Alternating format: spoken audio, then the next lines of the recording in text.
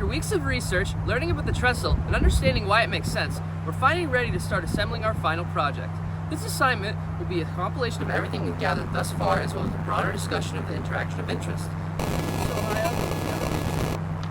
When we look around, we think we're seeing why the trestle made everything so difficult in the first place. We try to paste over what's already there and appropriate it, but what good does that actually do? When we came to the trestle for the first time, we started at the bottom and made our way up. What becomes clear when you look around for a little while and see how big everything is.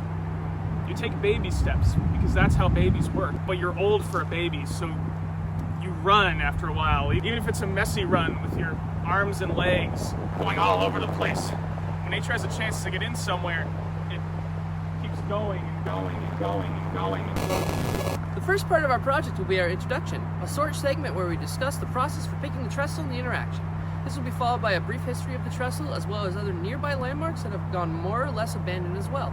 Next, we'll talk about our research purposes, how we got our information, and why that even matters anymore. After that, we'll talk about how the trestle ties into the greater story of the Pacific Northwest development and what lessons can be learned from it. Finally, we'll wrap up with a summary of our experience with the class, as well as what we do differently given the same assignment. Overall, the video will be 10 minutes long, with the first two segments narrated by me, the third narrated by Theo, the fourth by Jeff, and the final wrap-up assignment will be done by all three of us. We hope you enjoy watching this